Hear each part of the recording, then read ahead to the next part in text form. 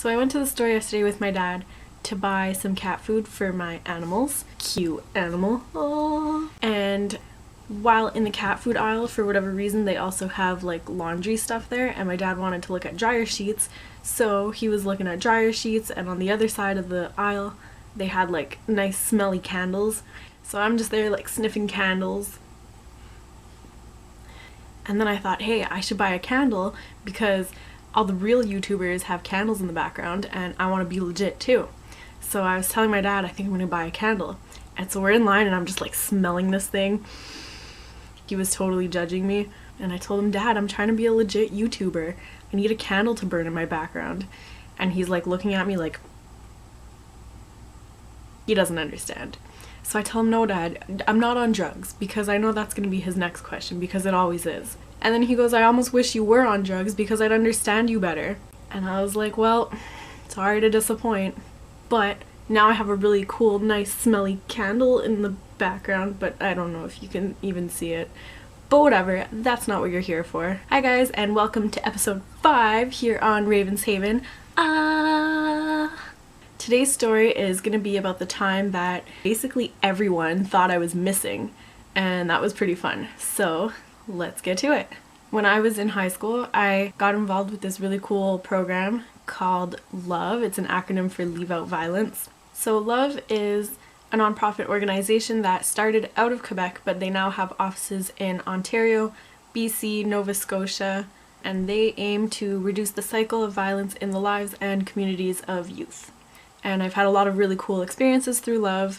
And so today I'm going to be talking about one of those experiences. Some years ago, L.O.V.E. partnered with our local milk company called Québec. So Québec was basically just like printing advertisements for L.O.V.E. on the side of their milk cartons. So I was approached one year by the coordinator and asked if I wanted to be on the milk carton. And I was like, oh my god, yes, because in my opinion anyway, to be on the milk carton was like the coolest thing ever. So I was like, yeah, of course I want to be on the milk carton. I went in, I think in September, to take my pictures, and then the milk cartons don't start printing and they're not circulated until like February. And I basically forgot about it. So February comes around and they hadn't told me an exact date that the boxes were going to be out. So the boxes started coming out with my face on them and I had no idea. And people started freaking out. So in nice big letters it says found. So of course, for something to have been found, it would first have to be missing, right?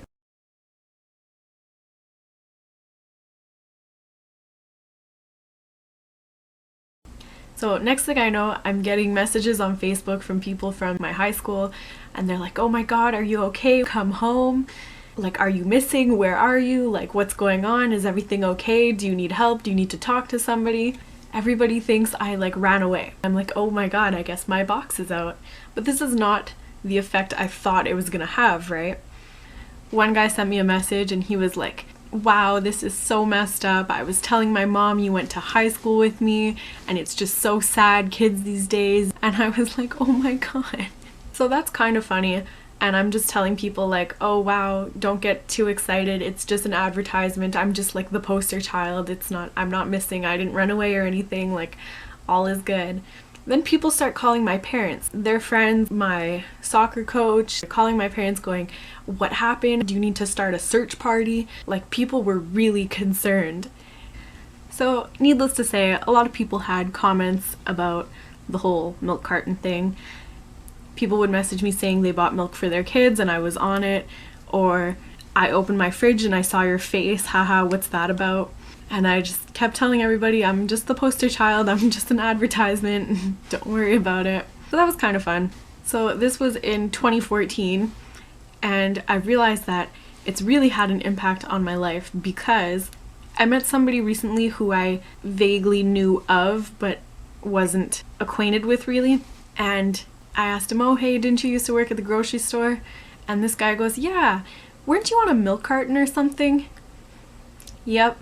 That was me. So yet again, I had to explain I was not missing, I was just a poster child. After a few months, it kind of stopped, and I thought, a thing of the past. And then next February, they used my picture again and didn't tell me. I had no idea this time. So my box was coming out and people started sending me messages about my milk box, and I was like, oh, that was like a year ago, you know, like you're way out of date. This is weird. And then I got a couple of them and I was like, what? So then I went to the grocery store and I saw my face was back on it. This time it wasn't as big a deal. I think maybe a lot of people already knew, maybe people read the box more. So I was just really, really touched. So many people were so sincere and genuine and caring, and I thought that was really beautiful. This year, 2016, they did not use my picture, which is fine.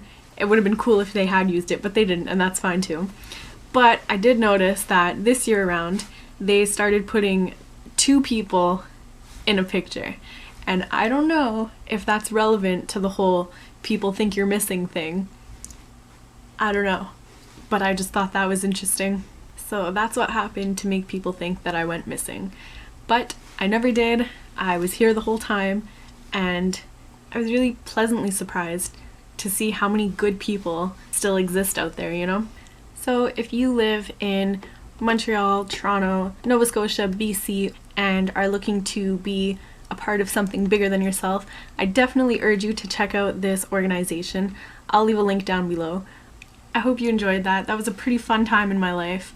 Don't forget, you can always like, subscribe, or follow me on Instagram and Twitter, and you can always see me next week.